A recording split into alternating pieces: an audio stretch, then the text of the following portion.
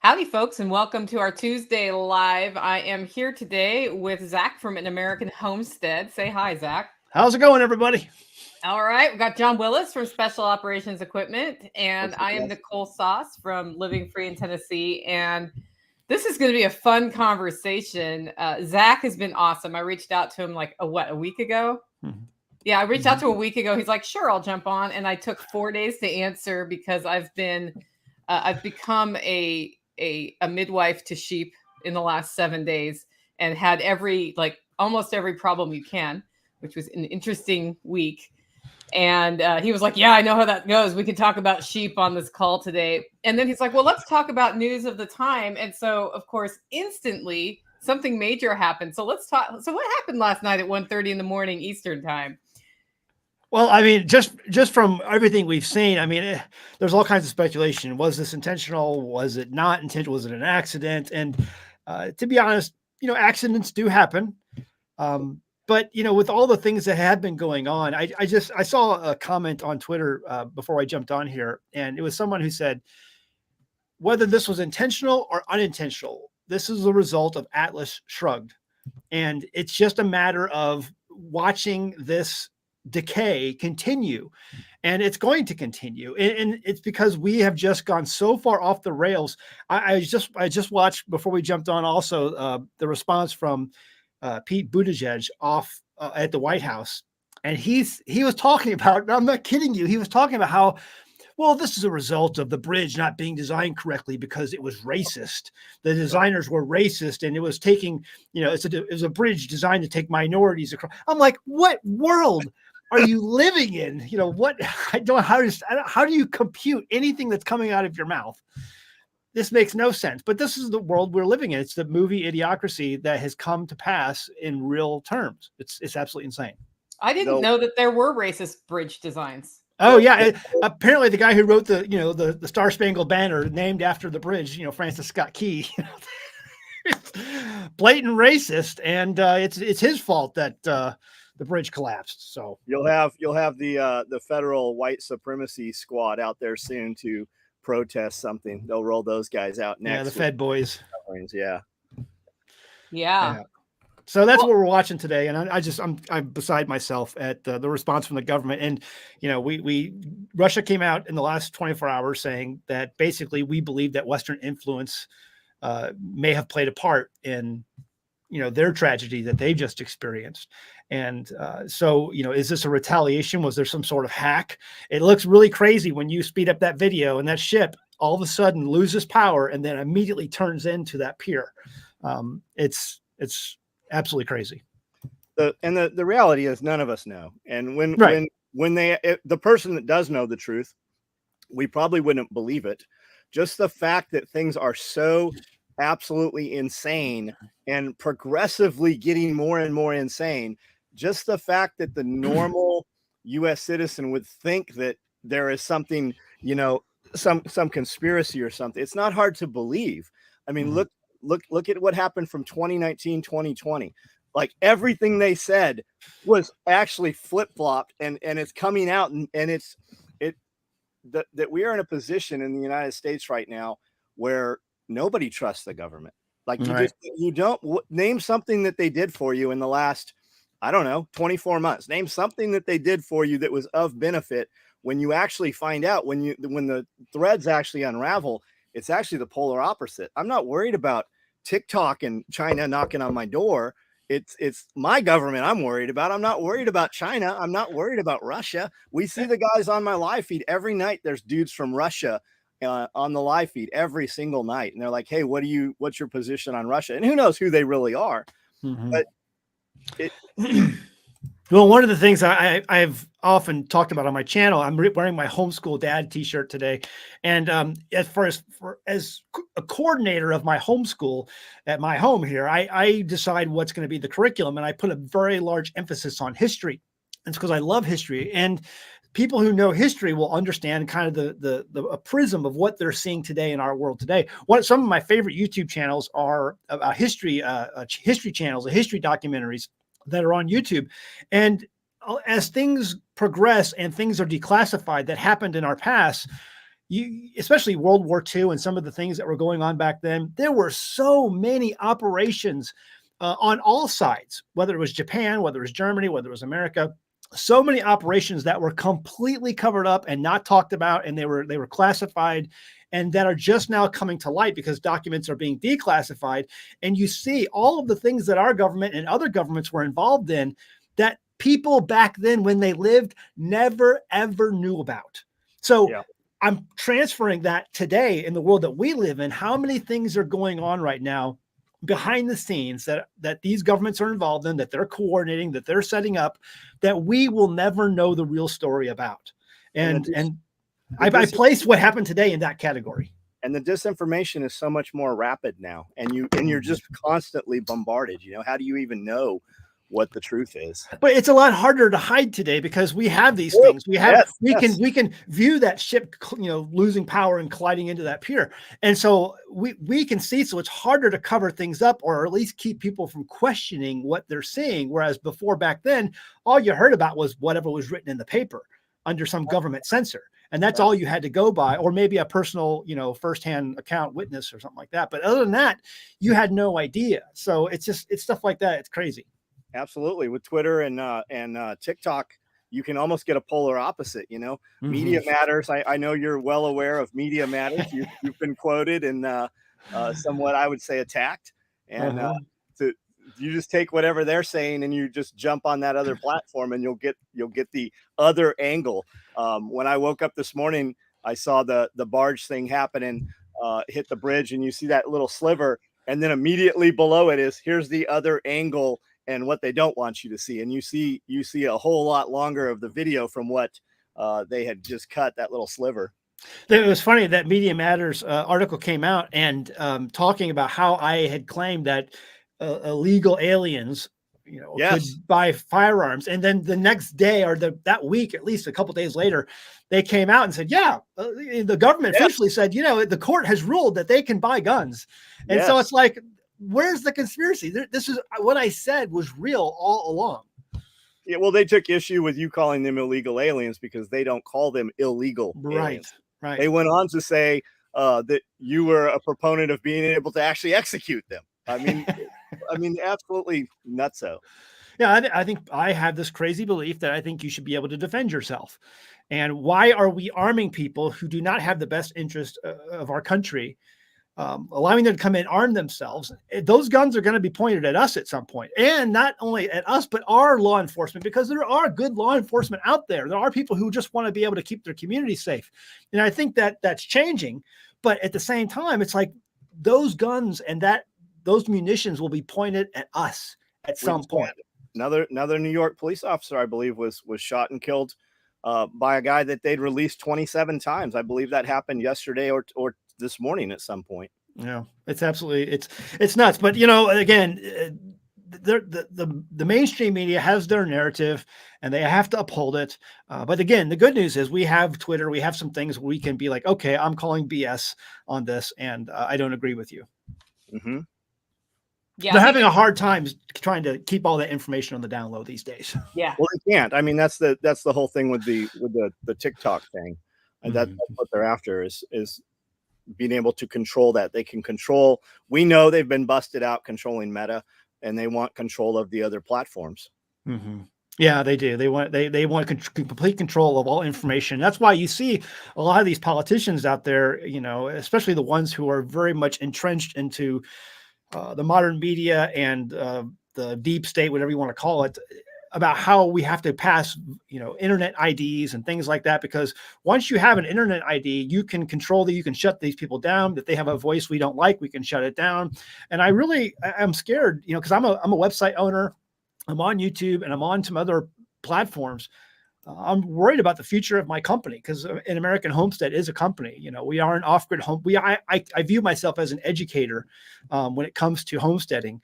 And so if I say things that these people don't like down the road, and right now you're seeing all these things like water catchment and owning chickens or livestock and things like that being called into question as, are these things needed by this DC culture or this World Economic Forum culture? I worry about the future of my own business and my own livelihood and what I've set up here. You know, I Absolutely. just got into contact with a company called American Cloud, Mhm.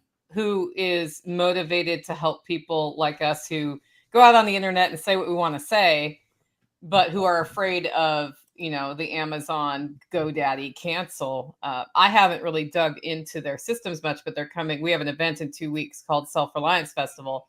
They're coming to that.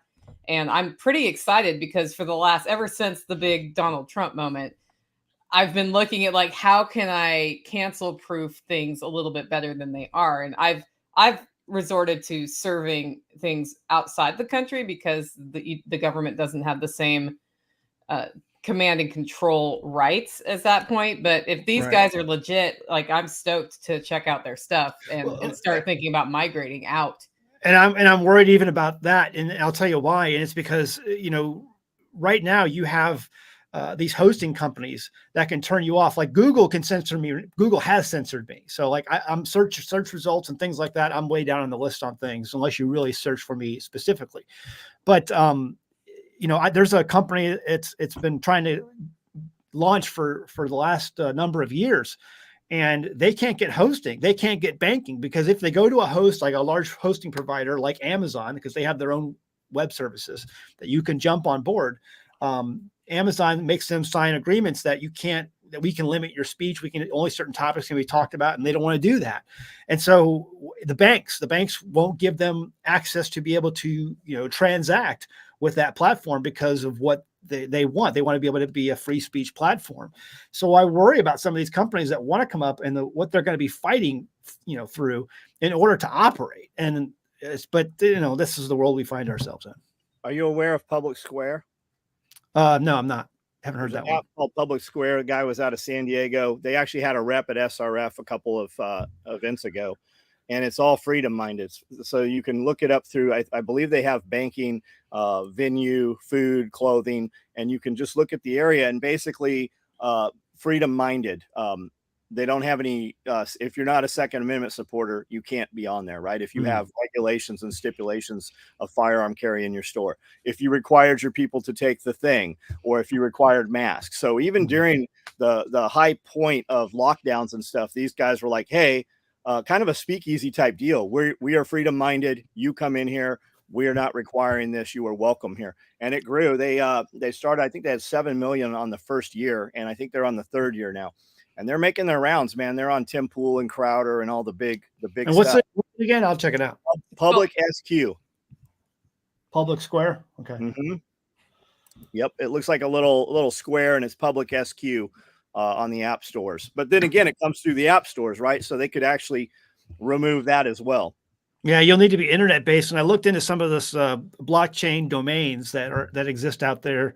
And I'm questioning whether or not that's actually viable or how that will work. I mean, it's all going to, we'll have to wait and see. The one reality, again, going back to history, is that when people are suppressed, when people are, limited in their liberty and freedom throughout history, they do find ways to, break out of that or to find ways around it. And subvert that. So I think, there's high hope, especially with the mentality that we have here in America. I think Americans are just cut from a different cloth. We do not like to be controlled.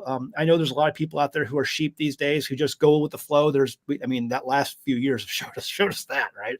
But I mean, there are a number of people who are like, no, I'm not doing this. I'm not going to play this game. I'm not going to obey. I'm not going to, And so I think that time will tell, and we'll see how things shake out. And, all we can do is watch the show.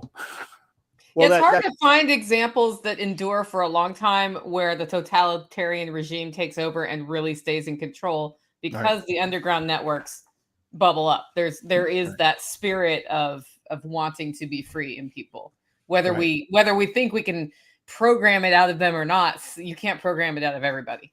Right. I agree. I absolutely agree. That fuse is lit. They want you to think that you're the minority, but there's a ton of you. Every time we come together, the events are always packed. But typically, I call it our side, but our side is busy raising families and running businesses and actually growing things, whereas the other side is not. And then the social media, which is how everybody gets their news and it stays in contact now, they amplify the smallest group to make it look like it's very large. And it's just to kind of make you think that there is no chance of winning or continuing.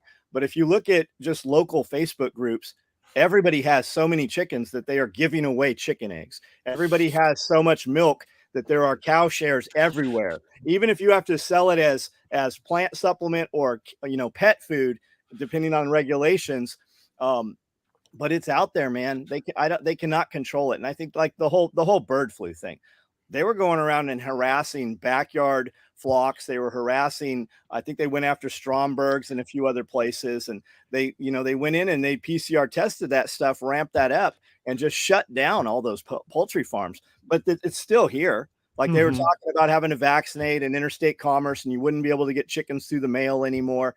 It'll ramp back up. They'll come back after that. Here in Tennessee, they're trying to pass a bill that they have to say how much vaccination is in produce. And people were very up in arms about that. But what that's making them do is they are having to admit they already have mRNA on the shelf in produce. We need to label it so that people are aware of what's there. And it made them admit to it. Hey, this actually is in the stores right now. I think people are we know people are waking up to it. But everybody's like, when are we going to fight? When are we going to unite? We're busy. We're like, we are the people. You have both sides. You have people with calluses. You have people that produce a product that others willingly seek out to do commerce. And then you have the bureaucrats who only are able to exist. DMV is a perfect example because they steal money from the guys that work with their hands and actually create something.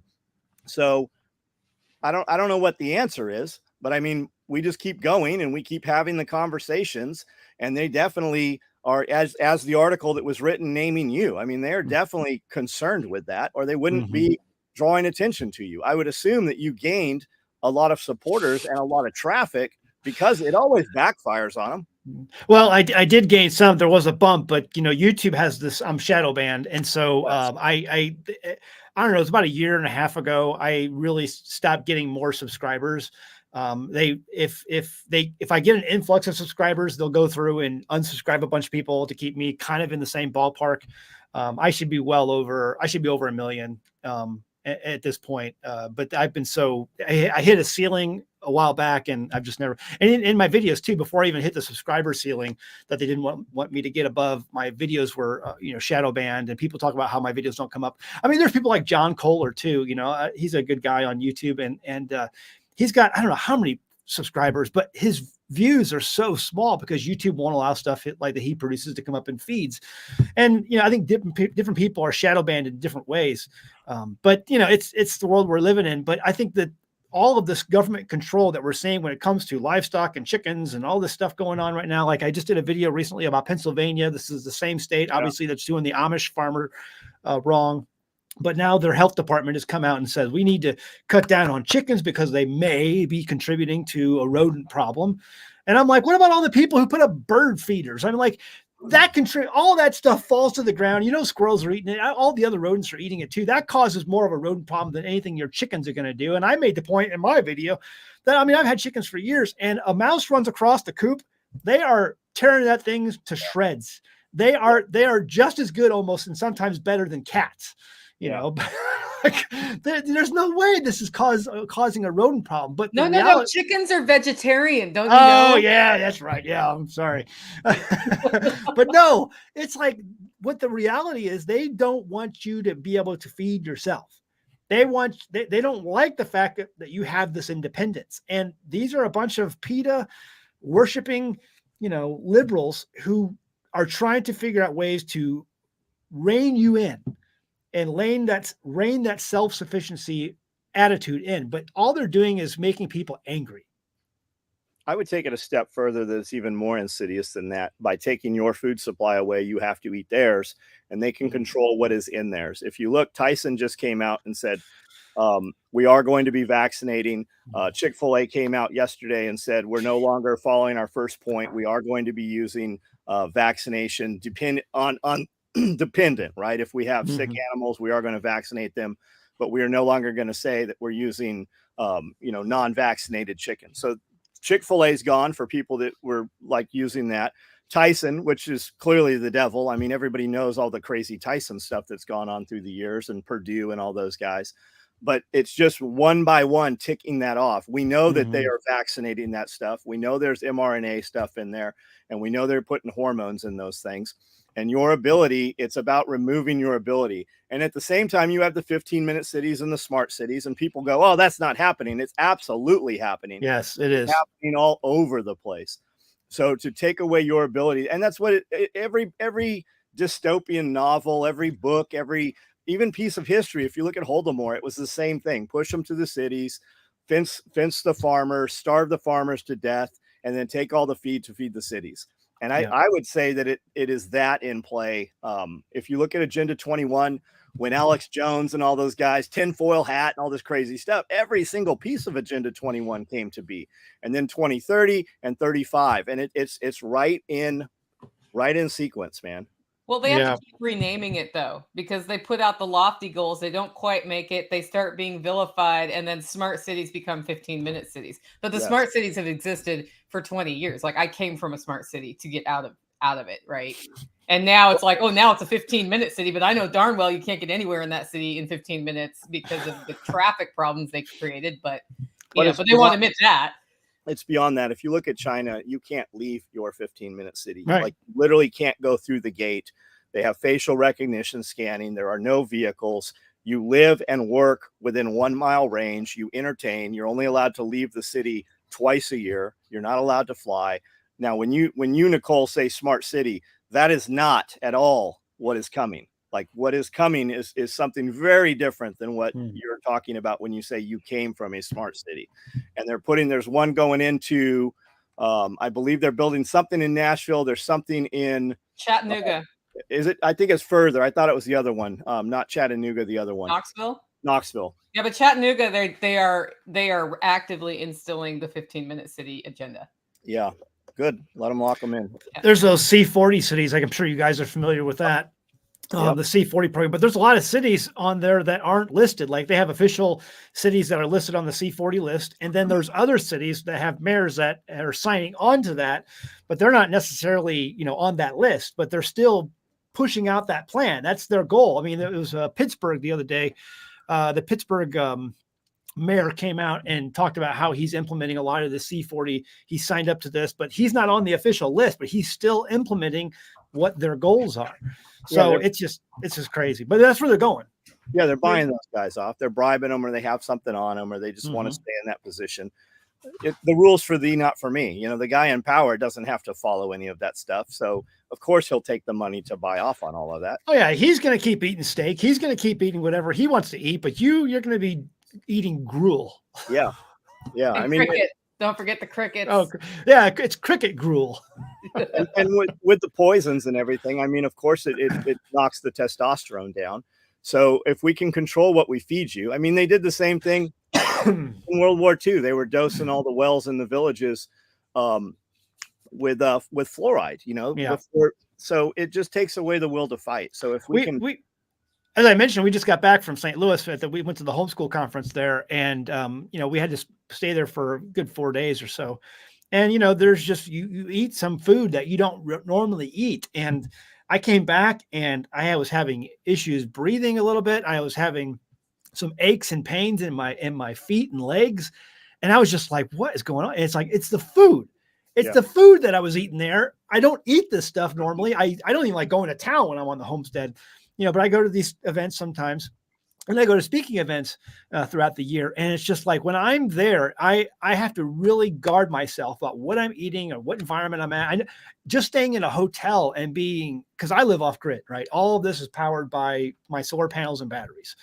And I've been living off grid now for, since 2012. And so it's like, now when I go back to these cities and I all of the lights and all of the RF and all this stuff going through the air, I feel it. My kids feel it. Within like a day and a half, my kids are like, "When are we getting back to the homestead?"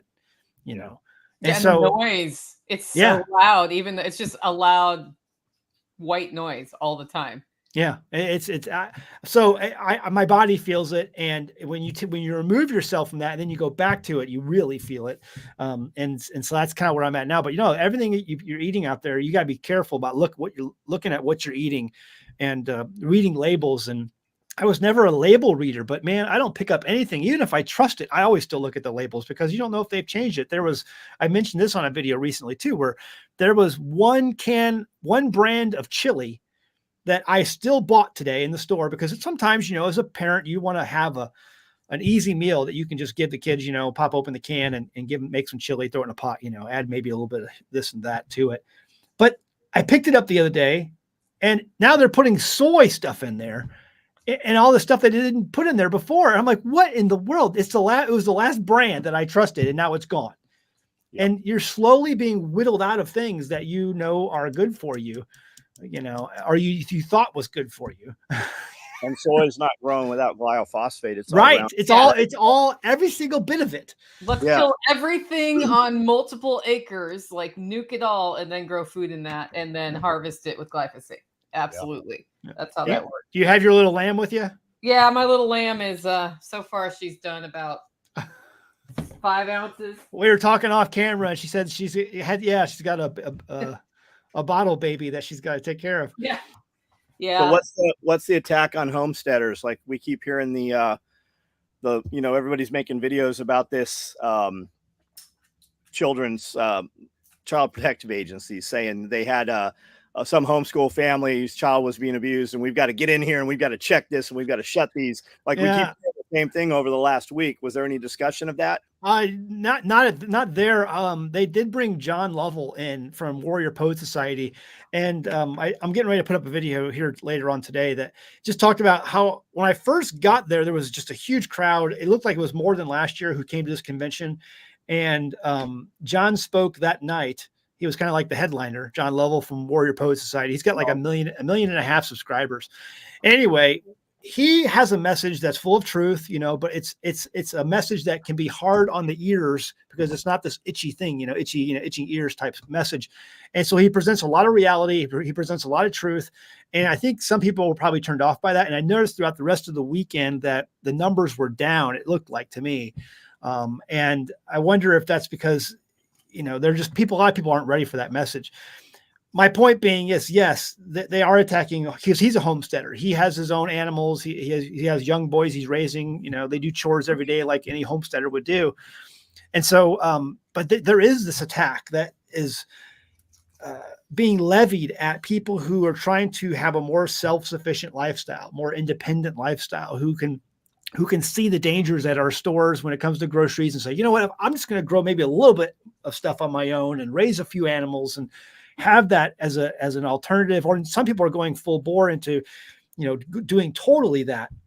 But my point is, it's becoming such a problem now that the big guns are turning towards that culture group and are firing everything they have at them. Like you mentioned with the Media Matters article. So people who raise chickens, people who raise livestock, we had this, they're saying it's a conspiracy theory, but we all know how that goes about how ear ID tags for livestock. So digital and RFID tags for ears. So a lot of homesteaders, including myself, will have ear tags just as a way to keep track of our animals. The whole animal husbandry is very important, right? Especially if you raise animals. You want to make sure that herd stays healthy. Yeah, just the genetics of it. So we know who's offspring. Yeah. Right. But what they want to do is say, okay, you're doing ear tags. We want RFID tags. We want those registered so that we know where you are. We know how many you have at all times. And now we can come and shut you down if we want to. Now they're not saying that part, but we all know that's where registration leads, right? So yeah, you're seeing that with livestock. You're seeing that with chickens. We need to get rid of your chickens because of the health of the entire communities at stake, because your chickens might be infected. And we've just done a test, and lo and behold, the test came back positive that you now have bird flu in your coop. And so you're going to have to shut down your coop. You're going to have to tear it down. You're going to have to get rid of your birds. So I won't go there. Well, in the height of the Soviet Union, farmers were part of the mass centralized planned production method. And they did, in fact, track every single animal. And so your most powerful underground network person was the veterinarian who could declare an animal dead. So he could declare, so they were called ghost animals, right? He'd declare it dead, and then the community could share that animal. But they had to track every single thing and hit production goals. And that's, just imagine what they could have done with the kind of technology we have But today. Stalin, deliberately starved millions of people to Yes. death. And, I've told this story before on my channel, that there was an instance where he had a meeting of his generals and a meeting of some of his underlings, and he had this chicken brought in, and he basically plucked the chicken alive in front of everyone at that meeting, just completely plucked all the feathers out of that chicken. And then he let go of the chicken and it ran into a corner. And then he reached into his pocket, pulled out a handful of grain and let it down to the chicken. The chicken came over and ate out of his hand. And then he turned to all of his generals and to all of his civil servants that were around him and says, people are the exact same way. And that's how you need to be able to treat the people. Yep. And that's communism. It's always been that way. And that's what we're seeing our government morph into today, that if you want sustenance, we will give it to you in the way we want to give it to you. Yeah, nobody's been pressure tested. They're too comfortable. As long as this thing runs, as long as they have amusement, entertainment, that they're going to go right along with it. I mean, they do go right along with it. No, absolutely they do. But it's water catchment too. It's like water catchment systems, like in Oregon, they're shutting down all these small farms. Have you seen this in the last week? Yep. All these small farms are being shut down and told that they can no longer. How are they going to? These are small farms that raise small gardens. And what I mean by small garden, I'm not talking about your little backyard garden. I'm talking about like, an acre or two small farms. And they have some animals, maybe a few hundred chickens instead of like our backyard 30 chickens, But these are small farms and they sell to their direct community, and they're being given cease and desist orders because of your water catchment. And that's what they're using to water these animals or to water their gardens. And they're being told you can't do that anymore because we have to save the planet. And we're going to save the planet by making sure you can't feed your community anymore. And it's funny. I'm from Oregon, by the way, originally. And that movement was afoot before I left. I left 18 years ago now. Mm-hmm. And it was interfering with the waterways to collect rainwater from your roof and use it on your garden. Now, if we look at the science of that, that's not really true. Like eventually you're watering with it and it's going back into the water system, but that's what they were accusing us with. So when I heard that was happening, I'm like, yep, I totally see why. Yeah, it's not like I'm collecting the water and sending it into outer space where it's never going to, be used by the earth ever again. No, it's getting there. It's just I'm using it how I want to so that it gets there the way I want to, because it's my land and it's my right to be able to feed my animals and water my garden so I can grow food. But again, this is all about independence and self-sustainability that they don't want you to have. What state are you in? I'm in Arkansas. Arkansas. It's a pretty red state. So the idea, and they even have some of these ordinances and rules here, but the reality is Arkansas is kind of like a third world country where they don't have any money for enforcement. Yeah, we're in the middle of nowhere, Tennessee. We're between Memphis and Nashville. Same deal. Yeah, it's a good state here. There's a lot of common sense in the Missouri Ozarks as well. Missouri has a lot of crazy ordinances and rules and things like that. But again, you have people who like to think independently. And a lot of those people are still in places of authority, thank goodness. And we can, people, common sense thinking still is alive here in a lot of this part of the country. Yeah, it encroaches. You get people in city council that try to change things and want to change things. And the guys that are just doing stuff don't want to be on city council. And we don't want to go to Court Square and to the courthouse. And we just kind of continue to do our things, but it encroaches. And then they want to annex everything. They want to take all, like we have no codes or zoning here, but that's only a matter of years until that changes. It's like you said, these politicians really aren't fearing their populace anymore. Right. That used to be the case when the bureaucrats were feared, or were the people. Right now, the people fear the government. That's the wrong answer. The government should be fearing the people, and we don't have that fear, anymore. There are more of us than them. Like there's a point where if we just start doing what we're doing, like they can do some things, but I think part of why the smaller homes, like it starts with the chicken, right? This has happened before in our history, that the chicken in the backyard is the target of the regulation because one homesteader standing up is mostly meaningless. But if 2 million homesteaders stand up, then it starts to become a problem. Yeah, and it's the same way with the homeschooling too. We have homeschooling as a giant voting block that didn't exist 4 years ago, and it's because of all the insanity we went through that now we have this voting block, and now you're seeing all of these people come out with articles about why homeschooling needs to be regulated. It's the same way with homesteading, that these things need to be regulated because there are so many people who are leaving the cities, leaving these blue states, and they're starting to be more independent. And now it's a danger zone for these people who want total control. But as all things throughout history go, you push and you push and you push and you push, and finally someone says, "I've been pushed enough." And they get in bulldozers and weld metal plates all over them, and then they have their way with the town. But it takes time to get to that point. You have to be pushed so far when you realize that my life is over. What's the point of going on anyway? I'm just going to take as many as I can with them. Even the people still in that town in Colorado think that guy's a hero. Mm-hmm. Even the dispatcher, Whistling Diesel, just bought a Komatsu just like that, trucked it 1,600 miles out of the way to go through that town. And he did interviews with a lot of the people that were there that day, and they still see that guy as a hero. Yeah, he is. And most of the country, as they learn about that story, they see him as a hero too. Once they realize, well, he said something, and I'm paraphrasing here because I don't have the exact quote in front of me, but you can find it on like Wikipedia and on the internet, where he's like, I was just pushed too far, and what else can I do? I was a man that had no options left, and so that's what he did. And I think Alexander Solzhenitsyn said something along the same lines. It's like the man who is pushed too far, eventually does what a man who's pushed far does. And, but we're not there yet. Well, right now we're all kind of like in awe of our country crumbling around us and watching that happen. And we haven't come to the realization yet. This is a result of policy. This is a result of being too soft. This is a result of stupid not hurting, because stupid needs to hurt. And we have a country run by a bunch of bureaucrats and lawyers.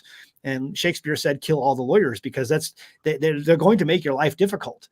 And that's what we have. We have a country that's founded by lawyers and bureaucrats. Didn't they say there's 8 million families didn't send their kids to public school this year?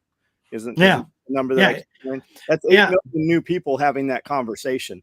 It's just like the gun ban conversation.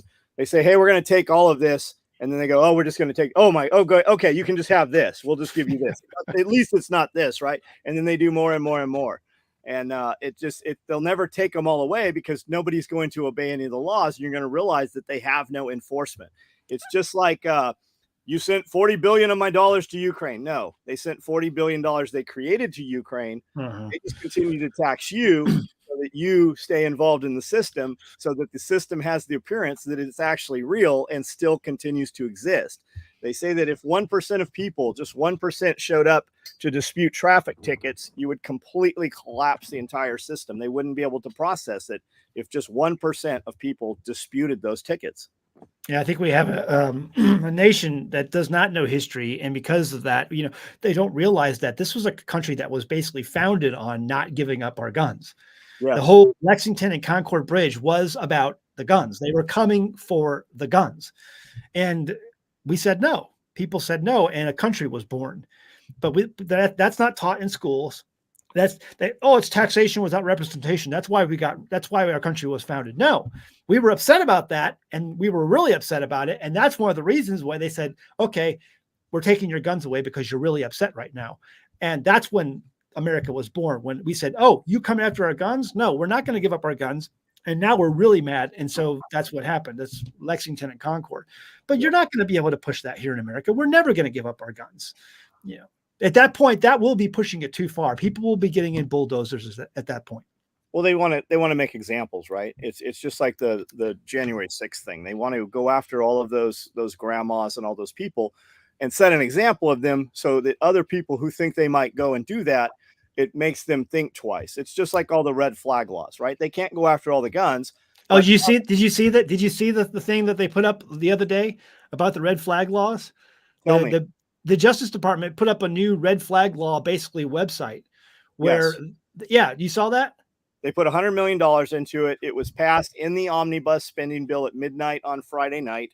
Kamala Harris is actually the figurehead of the department, and they are giving education to doctors and school teachers and other people on how to have conversations with your children about if mom and dad have firearms.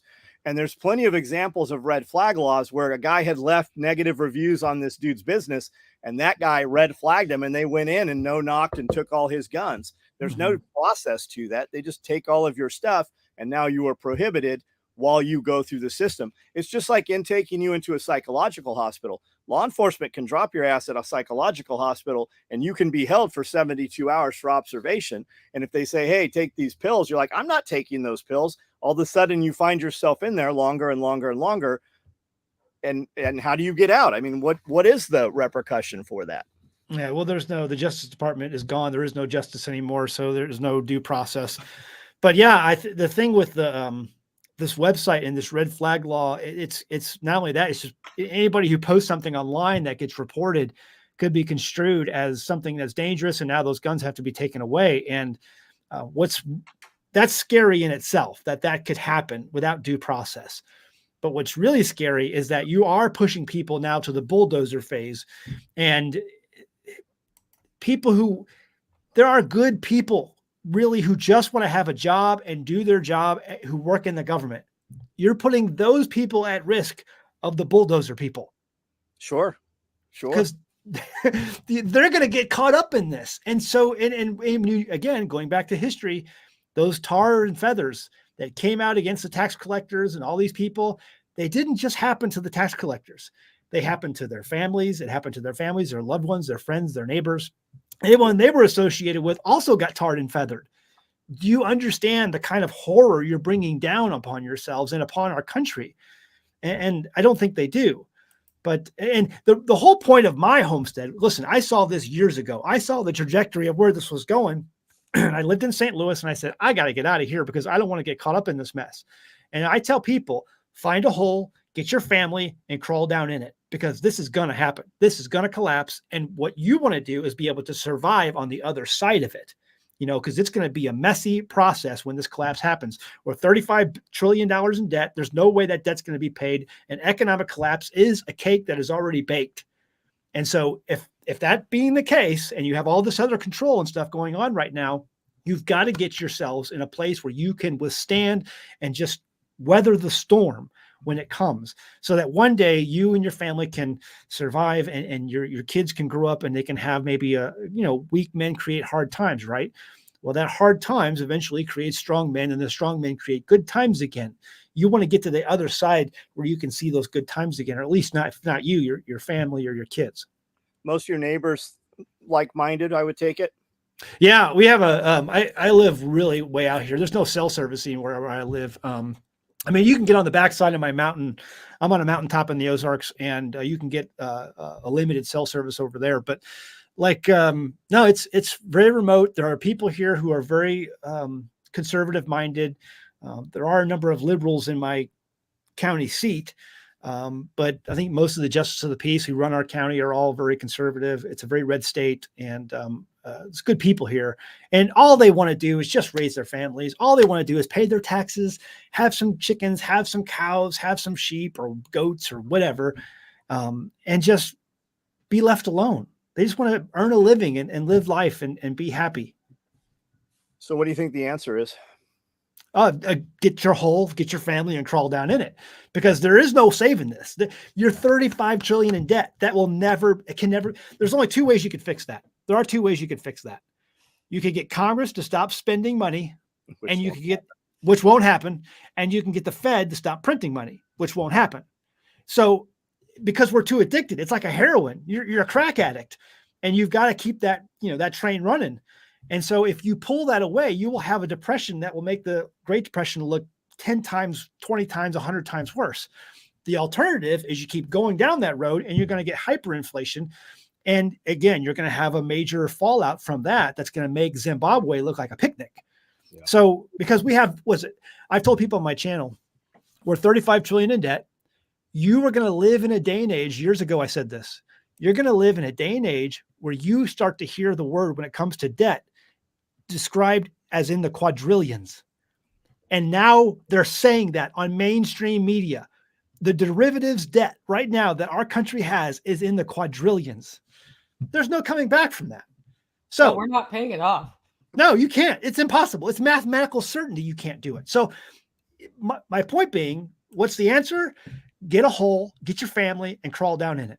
Yeah, get out of the cities. Yeah. Get out of the cities. Even the stuff in 2019 and the lockdowns, we didn't have any of that here. That's happening in the cities. We didn't have any fires. We didn't have any protests. We didn't have any of that stuff. That stuff didn't happen in little rural towns. Yeah, it's just going to keep steamrolling. And again, like today, the bridge, is it intentional? Was it not intentional? Was it a terrorist? Was it hacked? Was it an accident? Was the ship captain just drunk at the wheel? Who knows? The reality is we keep seeing these things happen because this is Atlas shrugged. This is the shrugging of Atlas. And you're just witnessing what happens when you get so many people who are so morally bankrupt running your country. This is the end result that will happen every single time when you have that foundation. And that's where we are right now. We have that foundation of moral bankruptcy. And incompetent. Well, that goes along with moral bankruptcy. Yeah, absolutely. Yeah, look at the aircraft that's just failing left and right. Right, yeah, it's like you have all these public school kids who have no high bar anymore. There's no standards in our education system, and they're putting together aircraft. No wonder they're falling apart mid-flight. Yep. Okay, on the crash thing in Baltimore, I do have a question related that I'm going to fit in because we brought it back up. What is the other camera angle you're talking about, John Willis, on the? I don't know who you are, John Davis. If you find me on Instagram, I'll send you some of the cuts from there. There's multiple camera angles all over the place right now. You should be able to find it. That was a busy harbor. There's cameras everywhere. Yeah, which is super cool. Mm-hmm. Well, getting down in your hole by yourself is not the best way, though. No, you need a community. You need to have at least people around you that think the same way, or at least somewhat preparing in the same way, or who are open to that when it does go down, they can rely on each other for certain things, and just kind of be a network. One of the series we're running right now over at my website, An American Homestead.com, our patron level for Patreon, is a series of ham radio classes, and just ham radio, not really classes because I'm not an expert in it. I've had my ham license since 2009, but I do have a number of things set up for that, and to be able to set up communications locally and with the strategy of being able to listen. I want to listen to be able to what's going on out there in the outside world, so that I can stay abreast of things that may involve me. And so having that network where you can communicate locally just with your neighbors on low power, that's an option for people to establish a community and then just stay in contact with it. Yeah, allowed versus able too. I mean, our friend Radio Made Easy, Evan, he does a whole class without doing a license, teach you how to use all of that stuff, right? You can put stubby antennas to limit the range so you don't have, like, everybody thinks the sad hams is what everybody calls them. I love that channel. Not a Rubicon. He's a great guy. They're gonna come get you. They're gonna come get you. Man, it just hasn't happened. It's allowed versus able. It's just do what you need to do. Have the skill. Know how to do it. Have you guys seen that book yet? Yep. It's an awesome book. Great book. Highly recommended. My wife printed out your PDFs on all the manuals we saw the other day. She printed all that out or downloaded it. We're going to actually have it bound into some books. Yeah, get them printed. There was a company I gave to my my patrons, and they're printing them off for my patrons. I mean, if you buy these on Amazon, they're over $1,000 a piece, or around $1,000 a piece. And it's because this information was written 100 years ago, and it's like the pharmaceutical companies have done everything they possibly can to get this out of public domain, and they're very rare. And so you can get them in PDF form. I give them to my patrons if you sign up for Patreon. But anyway, it's stuff like that. There's so much great information that we could be learning while we're in that hole, with our families, to be able to survive this. You can't just crawl down in a hole by yourself and be a lone wolf and think you're going to make it out of here. Yep. Yeah, you got to have that group, just like Bear has his group. We've got people here in our community. Tag from Life Done Free, he's got a whole group of people, and that's kind of the thing. Like when everybody says, "Oh, all these people are moving in from California." Well, we know when the properties come available. What if we actually had people we could plug into those properties so we had good neighbors coming in? Exactly. That's on us to do that, right? We can't. Absolutely. If we don't buy the property, or put one of our people on the property, have them buy it. We don't get to complain when we get somebody there that we don't want there. No, I totally agree. And it's just a matter of, finding people and networking amongst people, on whatever social media that you have, that you can let people know that those things exist. Yep. So how's the comments doing? There's a lot of comments, but I just found some. So speaking of community, I just found somebody new in my area because I'm in the middle of Tennessee and John's in West Tennessee. And I'm like, you got to come to our meetings. So our meetings are free, second Saturday, 1 p.m. Holler Homestead. You can find us on the internet or connect with me at NicoleSauce.com and just send me an email and I'll hook you up. But yeah, what we're doing is just working on getting homesteaders together once a month to share best practices. We did a seed exchange, like nothing, like totally insurrection level stuff here, seed exchanges. Yeah. Those are the people, like you heard, I had all the lamb drama. I had people I could call too and ask questions when things were happening. Because a lot of what we dealt with in the last week were things we've never had problems over the years. We've had them about 2 years. What kind of sheep breed do you use? I have St. Croix and Katahdin. Okay. So hair sheep. And we rotate them every 3 to 7 days. So we haven't had parasite pressure so far. And they just, like this time, it was all the things happen. We had triplets, multiple triplets, which is why I've got that little one. And I had to pull a stillborn for the first time. And but the mom is still okay. So that's good. And it's just, it's been a lot, but there was always somebody I could call. And that's because when homesteaders talk to homesteaders, you can get the real information, because if you go on the internet and Google that, it's not super useful. And you're not sitting in the pasture reading a book. That's not what's happening at that moment when you have a problem. So yeah, when you have a problem right now. It's hard to do that research when that problem is happening. Yeah. And even if you've read it, it's not like it's necessarily right. For me, I don't know how you are, but until I do it the first time physically, it's not completely locked in. I've had really good luck with St. Croix. I made the mistake of actually introducing a Katahdin ram, and I think that really lessened the hardness of my herd. But the St. Croix was so hardy when it came to pest pressures and parasite pressures and things like that. And so I think that I'm definitely going to stick with the St. Croix from now on and just keep the herd as pure St. Croix. But I have had people up north who, off grid with Doug and Stacy, they have Katahdins and they do really well with it. But I think down where I'm at in the South, it's a little bit harder for the Katahdin to manage some of the parasite pressures and things like that. Yeah, we've got a guy here locally that's had St. Croix for over 10 years. That he has managed without vaccinations or anything. I haven't done any of that. Yeah, we haven't either. We decided to get rid of our rams and start buying a ram from him once a year just to keep that genetic going, but also because I'm tired of managing rams, basically. Yeah, no, I agree. I mean, rams are meant for freezer camp. That's yeah, right. But I'm like, well, if somebody else does rams, why do I have to do rams? He's like 2 miles from my house. There's no point. Yeah, that's perfect. Yeah, that's perfect. Yeah, it's like, you go, buddy.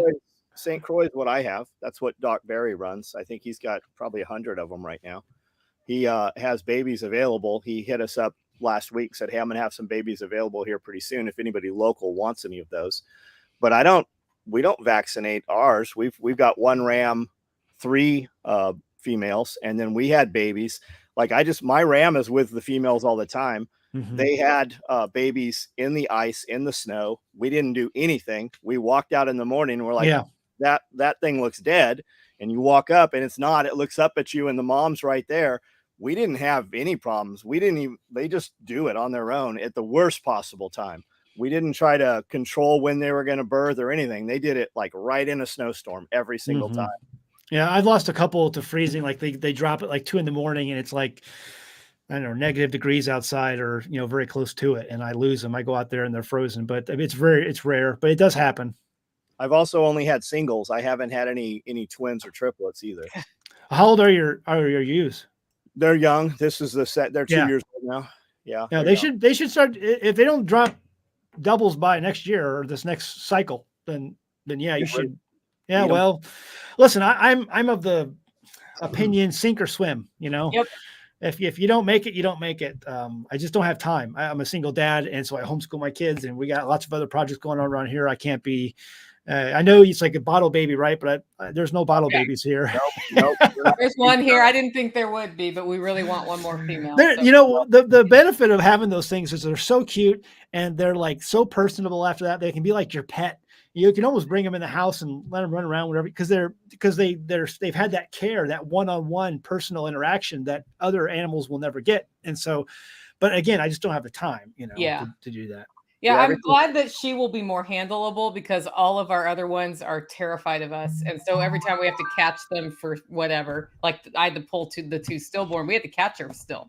And even though she wasn't feeling well, she did not want me doing that until it was done. And then she was like, oh, okay, that wasn't so bad. Well, another thing that will benefit you by is that once that sheep grows up and it has this familiarity with you and this relationship with you, that will rub off on the other sheep.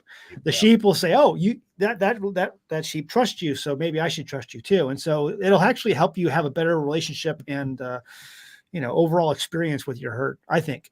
Yeah, but we're not planning to keep her offspring. So her offspring, probably not. Well, we'll see. She might. I think our plan was with her is we process all the offspring just in case there's a genetic reason that the mom didn't keep her. Okay, yeah. But she was one of 3, so there's a practical reason the mom didn't keep her for sure. Yeah. So we'll find it. We had another one with a prolapse who was not pregnant in prolapse, so we just processed her. I was like, I don't even want to try to deal. Like I know how to deal with that. Yeah, a prolapse will automatically be a cull in my herd. That's what happened. And then if a triplet though is totally normal. If a triplet, a lot of times a triplet won't make it. So the one of them will not make it. You'll have one that's weaker than the other two. And so, but yeah, that's totally normal. So keeping her, if you keep a triplet, there's no reason to think if it's a woman, if it's a female, there's no reason to think that she won't be a bad mom. She'll probably be a good mom down the road. Yeah, probably. And I've had triplets make it.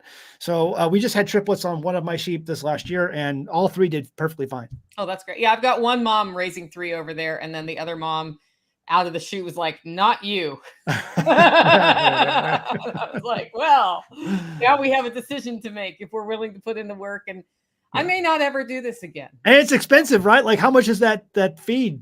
It's like, so this is really cool. So it's about $70 for what it will take to feed her. I found a local sheep farmer who's milking his sheep.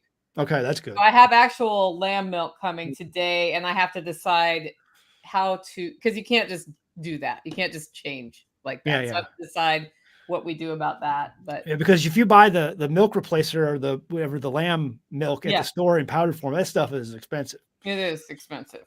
Yeah. Will they not take goat's milk? That won't happen. They won't do it. Doesn't have enough fat. So if you use goat's milk, you need to up the fat content of it. I've learned a lot about milk in the last 7 days. Yeah, that animal would be dog food here. Yeah. Sink or swim.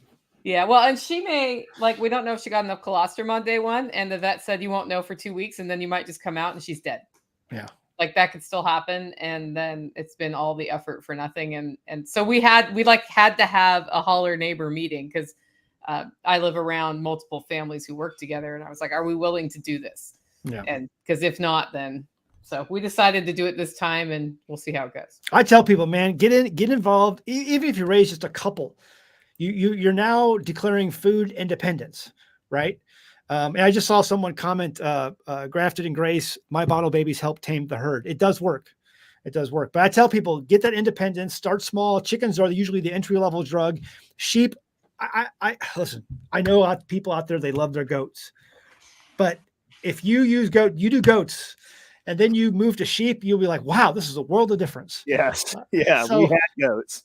Yeah, it's like the first time you walk outside your door and you're standing on top of your car. Usually that's it. Every car, all of them, they were on top of.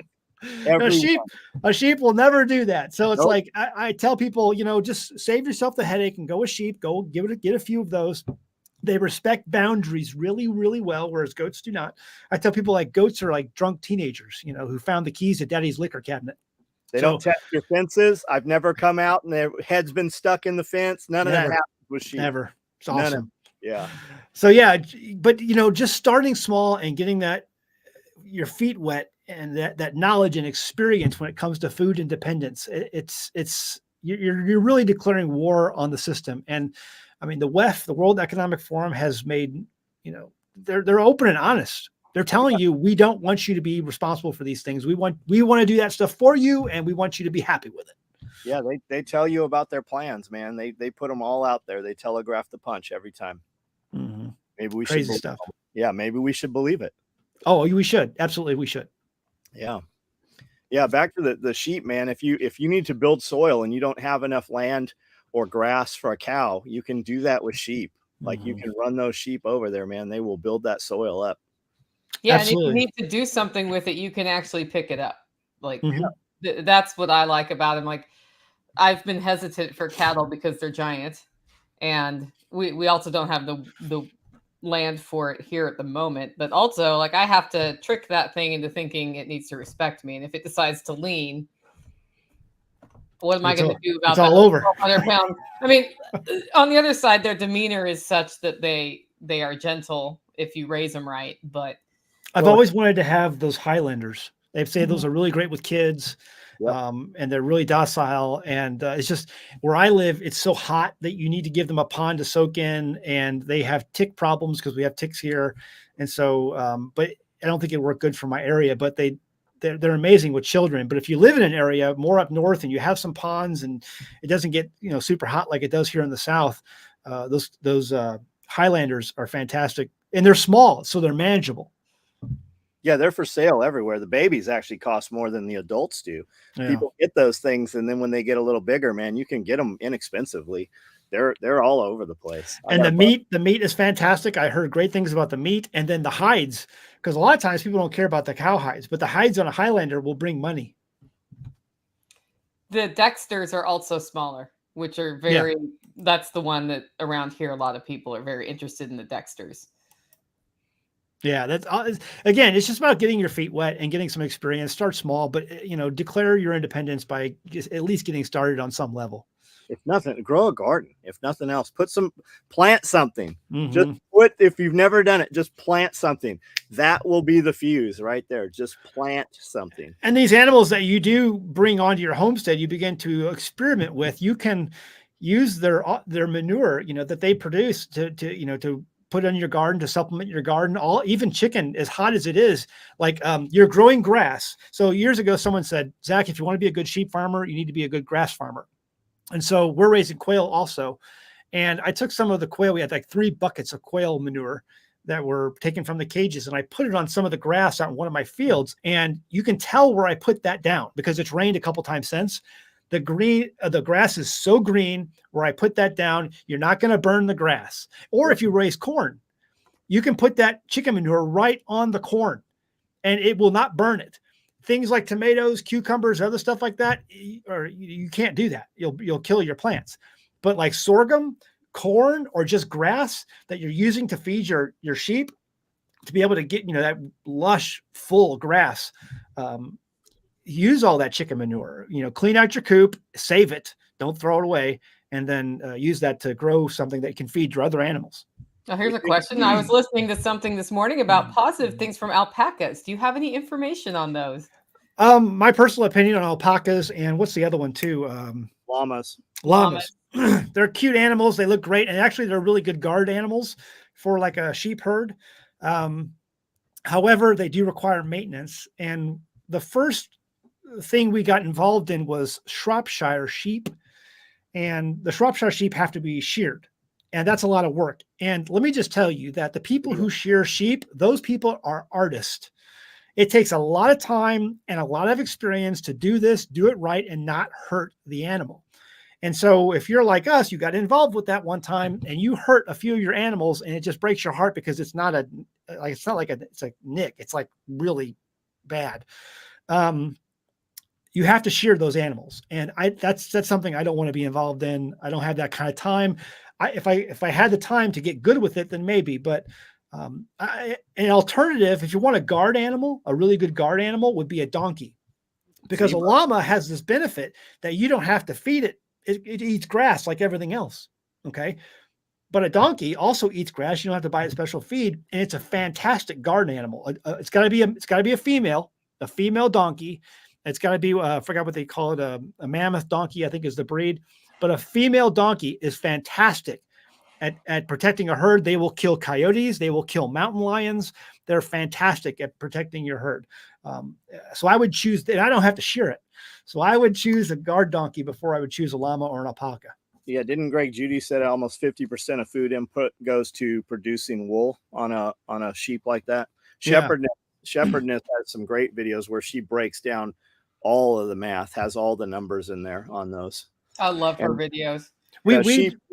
A sheep too will uncover feed in the winter. It'll move snow to eat grass that's under there where a cow will not. Yeah, we would shear our sheep when we had the Shropshire sheep back in the day. And again, you can't, it's a commercial breed, so you have to use drugs to keep it alive. So that was a big thing we didn't like. But when we did shear the sheep, it sold on eBay within minutes. Really? I mean, the wool sells quick. It doesn't really sell for a price that makes it all economically feasible or worth it. Especially the trouble and time you put into it, and hurting the animals because you don't have any experience or knowledge when it comes to that. But it does sell. There's definitely a market. There are people out there who will buy that in a minute. Yeah, yep. I've seen somebody saying that donkeys will murder your baby goats. Man, I've seen a lot of videos of donkeys grabbing babies and throwing them up like 10, 15 feet in the air. All right, you have to get the females. You have to get the females. They'll less likely to do that during lambing. Excuse me. I should have had that water you told me to get earlier. You need to go get it. Go get it. That's all right. The lambing, you need to have your lambs separated anyway for that first few days. But usually a female donkey will be a lot better protected, especially if you get a young female donkey. But if you get a female donkey, yes, she can tear up your herd. Or a male donkey will tear up your herd. But you got to get them young, and you get them a female, and it usually is a lot better outcome. Interesting. Everybody I've ever talked to who raised llamas or anything of that nature, alpacas, I've then seen them either post very publicly how much they regret having made that decision, or they tell me that they're like, yeah, we're getting rid of them. So yeah. I have no personal experience with them, but when people that you know and trust are telling you bad idea, like they did for me with goats, they were right. Mm-hmm. The goats taught me everything I know about fencing. And they've been on my roof of my house more than one time. I think it comes down to size of land too. Like anytime you compress all of that into a smaller area, every problem you have is drastically amplified. Whereas if you look at the amount of animals Barry's got out there, he can just paddock shift them. He doesn't have to move, wire. I mean, you know how long it takes to move electro wire every day. Barry doesn't have to do any of that stuff. He just cuts down some trees and they eat the leaves off of them, and he moves them from area to area. And it just makes everything easier when you have more land. Mm-hmm. It does. Yeah, it does. The other thing about the donkey is that they will kill snakes. We would walk around our property and see dead copperheads just laying around because the donkey had found it and stomped it into the dirt. I hadn't heard that. That's good information. Mm-hmm. We use dogs. We use fences to keep dogs in, and dogs keep predators. But our predator load here is very low. It's just coyotes. But aerial predators, like we've had hawks come down and stuff. Yeah. Guineas have a very specific alert, and my dogs have gotten hold of a hawk. They've chased an eagle off. So anything in the fence line, we have zero predation now. It's awesome. Wildlife says that we have no less than DNA on no less than 9 mountain lions in the area. Of course they know that because they released them. Mm-hmm. So that officially where we live, there are no mountain lions, but everyone around here knows better. You're like, but my game camera told me a different story. And we got pigs on the way. Pigs will be here sooner than later. They're moving this direction. Yeah. I thought you meant you were getting pigs, and I was very surprised to hear that. No, my neighbor has a ton of pigs. I don't have to have pigs. I don't either. They moved off. Okay, here's a really good question. I have moved around the country multiple times. It takes a long time for the locals to accept you. Not easy. Ham radio does help. Church can help. Any pointers on this? Yeah, get involved in your community. Get involved in your community. Work at we moved here. We got involved with a food bank at a ministry down the road and volunteered every week, and get to know your neighbors. You move into a new place, cook up a apple pie or some cookies and bring them over to your neighbors, and let them know that, hey, if there's ever anything you need, we're here to help. And I think a lot of the neighbors around here have the same thing. If there's ever anything I can help you with, just let me know.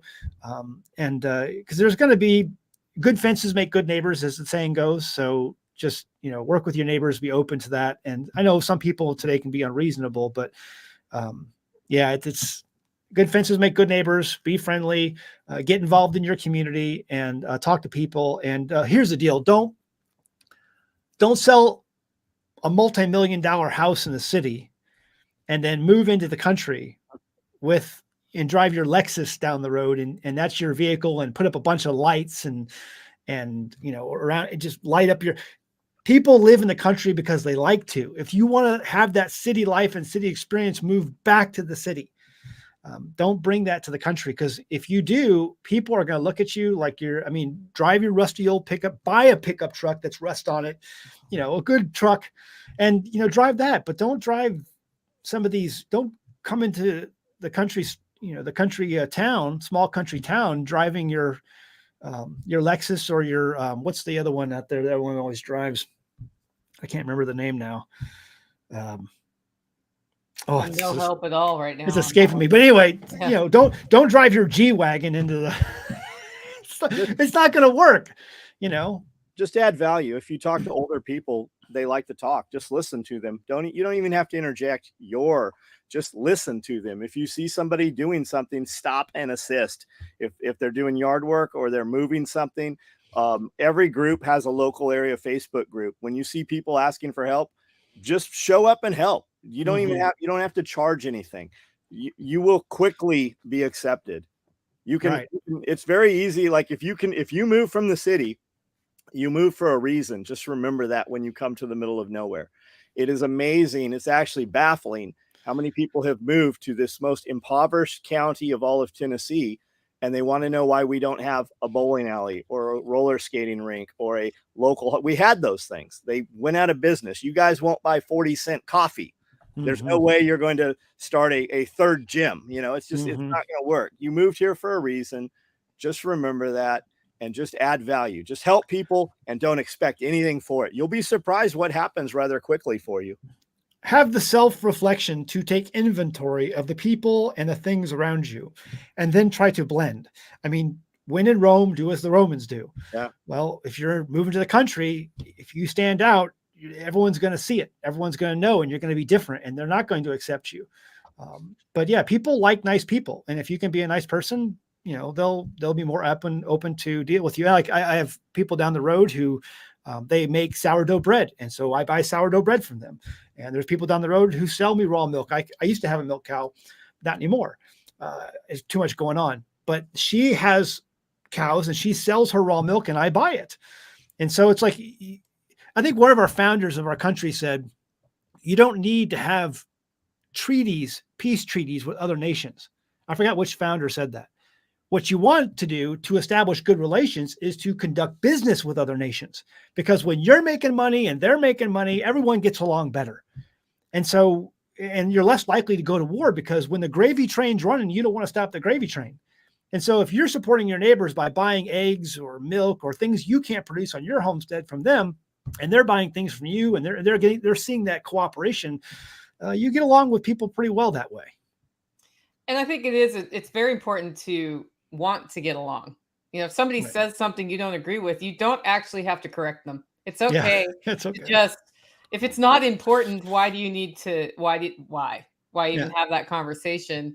And it's also okay to be you. If you are uniquely who you are, and it is a little different, what happens locally is, around here, they'll say, you're not from here, are you? Right? The guy who built my house immigrated from Germany when he was 5 years old and was raised in our country.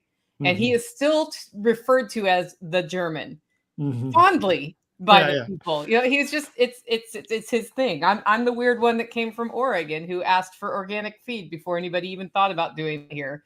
And they just thought it was funny. And be able to take that ribbing, because that's the other thing, is just because somebody says something like that, calls you the German or that weird organic crunchy chick from Oregon. Okay, yeah. But I care about you. And when somebody's house burns down, I'm the first one there with some blankets or something to help the people who have to rebuild. And that endures over time. The other thing is a week in, yeah, they haven't accepted you yet because they don't even know if you're going to be there. And it takes time, and it's okay for it to take time. You take time too when you meet new people to get to know them. Right. Absolutely. You don't know who's crazy in this world today anymore. 100%. Yeah. Mike says, unfortunately, I stand out by homesteading. Yeah. Well, it depends on where you're homesteading. Around here, that's just a lifestyle. People have been doing it for. There's a woman down the road, and she's like, I didn't leave town. I never even went to town, which is the nearest town, 30 minutes away, until she was like 15 years old. So homesteading here is just a lifestyle, you know. Yes, it is. How are you doing on time, Zach? I wasn't sure. I'm doing good. I mean, I can go a little bit longer. Okay, perfect. Just making sure. Okay, so what, like, was it looking at society that made you go into homesteading, or were you already sort of homestead interested?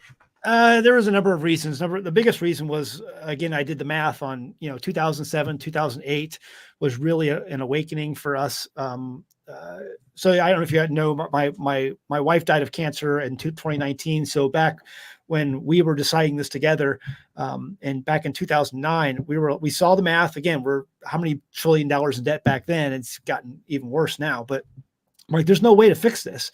I mean, I saw what happened in 2008, and all they did was just print a bunch of money to fix it. I'm like, that's not sustainable. Let's get out. And plus, we saw the trajectory of the moral decline in our country. We knew that's not going to change. And then, the homeschooling, we were like, I don't want to send my kids to public school. It'd be better if we could have a place where they could run around and not have to worry about weirdos, like you do today when you live in the suburbs or in the city. And so there was a lot of things. And then finally the food, it was like, we know that food was getting more and more processed. There was more and more chemicals being added to things. And I'm like, well, we want to be able to be in a place where we can raise some of this ourselves. I have a freezer full of grass-fed beef and grass-fed lamb that's what we eat, And so I wanted to be able to do that, but I couldn't do that where I lived, at least not as easily as I can do here. And so weighing all of those things, we're like, okay, let's pop smoke and get out of Dodge. And I didn't think I was going to be coming to Arkansas, but we had some people we knew that lived down here, and we eventually found our own place and got to be where we're at today. And so we've been doing this we've been off grid since 2012. I haven't had an electric bill since 2012, and I love it. I just want everybody to take note of how big his grin was when he said that about it got bigger. It's crazy. I can't believe how much people pay for their electric bill every month. It's insane. Anything you would do different if you were starting over from in the same place? I think, yes, I would have. The first thing there's a lot of things, but the first thing that pops to mind when you ask that question is, I think I would have strategically, because we did this with my late wife's in-laws. We all moved. They have their own house, and we have our own house, and we're on the same property. But I think I would have strategically tried to coordinate the homestead a little bit better when it comes to fencing. We just kind of threw up some fences because we were kind of make a corral, and I think I would have put some more planning into how we would have arranged that. And so right now in the summertime, the sheep, when we let them out, because right now they're all penned up in their acre, with hay and everything. But I let them out, and they graze the whole homestead, right? Yeah. So, but they're running through the housing area. I think I would have arranged it better and planned better so the housing area was off limits to animals. At least not the chickens, but the sheep. Yeah, I say we have as much I spend as much money fencing the place as the property cost. But once it's done, man, people like, what should I do? I'm like, put up fencing. If you can put up fencing, fence it, and then you can cross fence it where we need. But fences and gates, man, they take care of every problem you have. They keep dogs in and they keep people out. And there's I was just looking for this place, or I'm here by accident. No, that changes everything with fences and gates. The good thing about sheep, though, is that we have fences around that basically define our property and our property limits. And a lot of that fence in places is down. Animals or anybody can walk right over it. And so at some point I'll go through and fix all those things. But I've had sheep since I've been here. and they respect the boundaries. I mean, they know where they can go and they know where they can't go. And very rarely will they go outside those boundaries. And us have to go get them or get them back on the property. So that's one of the things about sheep. But if you have goats and other animals, cows, especially cows, will absolutely run through the forest and they will be gone. So, I mean, you're smiling because you know that. So it's like, I've had cows before too, right? Yeah, they do that. Goats as well. So I moderate our county's Facebook group, and last week there was a picture of cattle on somebody's front yard, and it just said, if anybody's missing 3 cows, I have found them.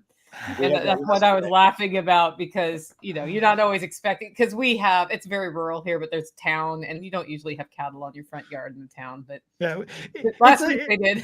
It's like that, and because I have my sheep don't go outside the boundaries, but like other animals from other homesteads, like I've had cows come on my place, and they get on because the fences are down. I had a horse, I think, come through once. It's like, it happens. But the sheep just put so much less stress on my life. I don't think I'll ever get rid of my sheep. Yeah, the sheep are great. I agree. I wished I had listened to Nick Ferguson when he told me to get sheep years ago, and I got goats instead. I was like, no, I don't want sheep. I don't want to have to handle sheep. And I'm like, man, that should have been a clue. Past Nicole was wrong. She was wrong about that. You people who have goats, you have no idea how hard you make your lives. Yeah, that should have been a clue when I gave away 23 goats. Yeah, I have one of yours. No, it's I guess there's a lot of things I would change, but that'd be the number one, is to plan your homestead accordingly, strategically. Think about it a little bit about how you want this to take inventory. And that's one of the reasons I do a consulting. I've had a number of consulting clients that I take on. You can find that information on anamericanhomestead.com, where I try to get people to think about these things when they're new to a homestead and before they start getting in too deep to where it actually costs them more money to fix some of the things that they didn't think about before. What's that look like? Do you come out to on site for them, or do you do that through? I can do virtual or I do on site. I've done a number of both. And I love going to people's places because I love seeing what they're doing. People are so innovative, and it's like to see what some people come up with. It's just fascinating. I did one not that long ago for a guy who just finished putting solar panels on his place. I'm going to talk about that on my channel here soon, but I've done a number of visits and I've done a number of virtuals, and everyone has their own slice of heaven that they're trying to make into something great and fantastic. And sometimes they just need a little bit of experience to come alongside them and to, point them in a few directions. I'll bet you get to see the outside view of somebody else's perspective who's not emotionally attached to whatever weird decision you made on your homestead is very helpful. Yeah. Like, I think no matter if you are the best homestead planner in the world, having that second opinion when it's yours is a huge boost. Yeah. Well, it's like, again, we all learned by having goats the first time. We didn't know. I had goats on 2 separate occasions. That's how I know. Yeah. But somebody told us not to, and we did it anyway. Yeah. Well, you learn through pain and suffering is a great teacher. So yeah, man. Yeah. I'll bet you've seen some cool things that you can take back and just instantly implement into your own program too. Oh yeah. Well, I do. I learn from others too. I mean, that's one of the ways. Being a great learner, you become a great learner when you become a teacher. So there's no better way to learn something than to teach it and to help educate others. So I've learned a lot from so many people who on their own homesteads. I only do stuff in the Ozarks because I don't like flying. And if you haven't heard, airplanes are flying apart mid-flight. So I really don't want to get on an airplane today. But no, it's like, yeah, you see what they're doing, and sometimes you take back and you look at a lesson that was learned by someone else, and I can now implement what they've learned through some other client who comes to me and asks information about whatever they were doing, So it's the information shared can be enormous. Would you do your solar today exactly how you did, or would you use something a little different now? The systems are so plug and play now. Yes. So I would definitely I had no choice really back then because I was limited by funds and finances. A lot of people don't have the time and resources, the money to put all that together the way I have it now. I certainly didn't.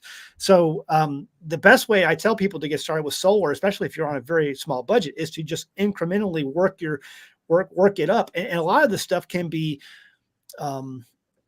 added on to, put together modularly, and you can upgrade different modules when you're ready and financially available to have those funds to do that. But the recent guy, he had a lot of money. He had sold off some investments and things like that. And so he bought everything, really, at the get-go. But again, a lot of people don't have that option. So start small, work your way up. And there are great ways to do that. I even have a solar guy that I work with here in the Ozarks that I recommend people get in touch with if it's possible. But having those resources helps out a lot of people.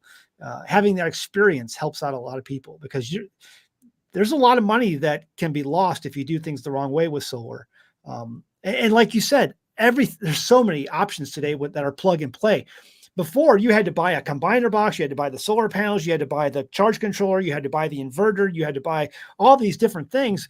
Where nowadays they sell like these boxes, like these all-in-one inverters. And now they sell with the Blue Yetis and some of these other options that you have where it's everything, the batteries, everything rolled into one. And you can stack these and daisy chain them to where you can power an entire house. The more money you spend, the more options you get, obviously, like with anything. But no, there's anyone can do this. Anyone can do it. The one thing I caution people often is if you want to go off grid, if your goal is to go off grid, don't buy a homestead and buy property and then connect to the grid, because getting disconnected from the grid is a lot harder than going off grid from the start and then piecemealing your way up. Even if you can't afford it. I know you can't afford some giant system. Then fine, go off grid and then piecemeal your way up, because in a lot of places, there are even ordinances and laws that don't allow you to unplug and go off grid later. So I tell people to take all of that into account. Yep. But the good news is, even if you're in one of those places and on grid, you can go off grid on the other side of your panel in many places without. If it allows it, but there's even ordinances against that sometimes. Sometimes, yeah. Yeah, you can want to look at that. Yes. Look and do your research. But there are switches that you can install, and I've seen this done many times, where you can switch between on grid and off grid. Like if the grid goes down, you can just switch back to your system and be okay. But there are some places where ordinances, you're not even allowed to install a switch like that unless you hire some journeyman to come out and do it for you, or some places you're not allowed to have that at all, no matter what. Yeah, it's like a transfer switch for a generator, so you're not regenerating in the line. Right. Yep. Yeah. You got to make sure you do it right. What are some things about homesteading that you were pleasantly surprised at if you look back at your journey based on what you were expecting versus how it was? How much fun it is. Like I still drive. Listen, a lot of people would, I think, come out to where I live and be like, well, I couldn't drive that every day back and forth to work. If they do work, or if they do have to make trips to town for certain things, they would get tired of that. And a lot of people do. They come out here, it's culture shock for them, and then they move back to the city after a couple of years. I think I have been pleasantly surprised by how much I still love it out here. I have to pinch myself sometimes that I get to live here. It's just, I would never live anywhere else. Well, it's like you said, I don't drive it every day. I don't have to. I'll go 2 weeks and not even leave this property. I'll have to walk around to see. I'm like, did somebody take my truck? Oh, I left it on the other side of the building. Yeah, I know. I tell people I see more deer than people on most days. So yeah. Are you guys are heating with wood? You got stove heat? Is that what you're doing? Yeah, I got the wood stove going in now because the temperatures kind of dropped over the last couple of days. And so hopefully this will be the last, they call it shoulder season, where you burn maybe a little bit of wood in the morning and a little bit of wood in the evening.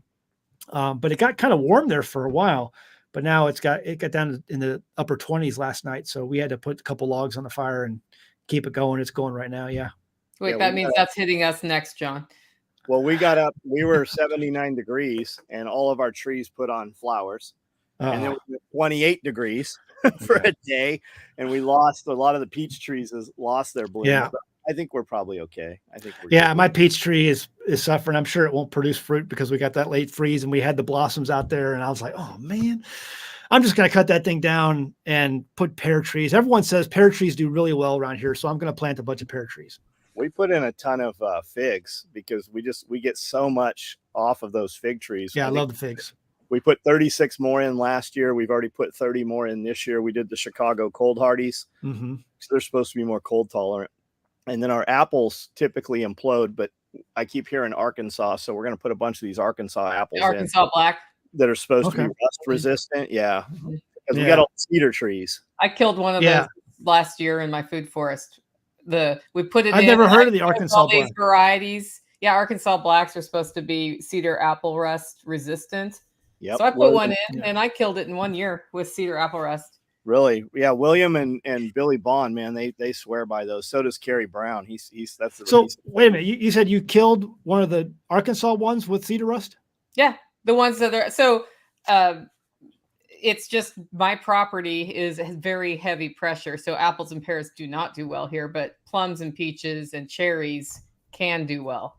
So I was talked into the Arkansas black by somebody just to give it a shot. And it got cedar rust? rust? In my case, it just didn't. It was, maybe if it had not gotten hit so hard its first year, it would have been fine. But we also do the stun method around here. So Yeah, we have big problem with cedar rust here. We tried growing apples. It didn't work out at all. So my trees do great. We just don't get a crop off of them. They'll put the apples on and then the apple just, it just collapses when about the time it looks pretty good, we lose them all. But the trees are all in place. Like we've never had an apple tree die. We just don't get a crop off of it. And I don't want to spray them. So we've never really, I can pick them early and eat them and they taste more like a potato than an apple. Well, I've had a number of diseases and I've learned a lot since then. Someone suggested a couple of years ago to put raw milk at the base of your tree, and that calcium, or your ground up chicken eggshells, and let that soak into your ground, ground it up into a powder with like a magic bullet or something. And that calcium will cure a lot of diseases, and it works. I was pleasantly surprised. I cured peach leaf curl with it and some other things. But it's that added calcium that the trees soak up, and they milk absolutely works. It was unbelievable. I'll try that. I'll give that a shot. Yeah, I've also been looking at the lactobacillus that comes when you make whey, when you're making cheese. Mm-hmm. So putting the whey out to see if that will add some resistance. Yeah, it can't hurt. Whey is fantastic for as a growing supplement. Mm-hmm. Fish like it too, as it turns out. How do you feed it to fish? Well, I have an aquaponics system, so I just put it in there and they go nuts. Oh, the whey, the liquid whey? Yeah, I know. Well, so the whey has some chunks. They'll go for the chunks, but they just, Wow. When you put whey in, they're like, so it must have tiny little specks. I don't know. Oh, yeah. Wow. Interesting. That's pretty cool. You were saying about manures earlier. I've got, 40 adult rabbits and probably 100 in boxes right now, babies. And we keep all of those just for the manure. That's the best manure. Cement trays, and then we've got a 10 by 10 compost bin that's just full of rabbit manure. So we just top dress around all the trees. We top dress all the raised beds, and it just works amazing. It works. Yeah, great. The rabbit manure. I tell people that's the best. There's number one manure, it's rabbit manure. Yeah, the manure is worth more than the rabbits. I mean, we can scale and have 1,000 of them in 6 months if we need to, but we just keep them as meat on the hoof just for the manure. Mm-hmm. No, the manure is fantastic. The best thing you can do is, like, people say, oh, a first year garden, you really can't do well. And that's not true. If you put rabbit manure on it, you can do an amazing first year garden with just rabbit manure. Yeah, we do the babies. We put them in tractors, and then I've got a bunch. I'll run 50 chickens in a tractor or 50 meat birds. And like you were saying, how you can progressively see them grow, the green, I call it voltage, right? So day one, when we move it, that's 1 volt. Day 30 from where it was is like 30 volts. And when we put the drone up, you can progressively just watch the color scale of the green. You get to 60 days, man. It's just a complete, it's like 100 volts compared to 1 volt as we move those birds across the ground. Yeah, that's cool. That's so cool. Oh, yeah. Well, why don't we go once around the horn, guys, and we'll get on with our homesteads. Why don't we start with you, John? Guys, I do a live video every single night, every day of the year at 9 o'clock on the YouTube channel. I've got 5,000 actual videos. We do 5 video series and 2 podcasts every week. SOE Tactical Gear is the name of my company. That's the name on every social media platform. If you see somebody interact with you on social media, that typically is me. So jump on there, and we'll see you tonight at 9 o'clock. All right. Zach, go for it. Yeah, you can find me at anamericanhomestead.com. I'm on Twitter. Join me on Twitter. That's growing pretty good. And then also patreon.com/anamericanhomestead. We give away a lot of these things like I was talking about earlier. These books, if you buy them on Amazon, they're like $1,000 a piece. And it's not how to make a tincture. There's plenty of information on how to make tinctures. This is what to do with the tinctures once you make them. And so we give away that to all of our patrons, no matter what level you join at. And we have a lot of good stuff on there right now. We're doing ham radio communications and a lot of other stuff on there. So check it out. That's about it. Join me on Twitter. Yeah, and those 2 books are worth the cost of admission for the Patreon guys, because the hardest thing to find information-wise on herbal remedies is how to use them. Yes, what to use them for. What to use them for. Like there's all of these rumors out there, and the way the internet works, people see something somebody said and they repeat it, and if it was wrong, then they repeat something that was wrong because they're not verifying information. So getting that source information is huge. It's absolutely source information. That's correct.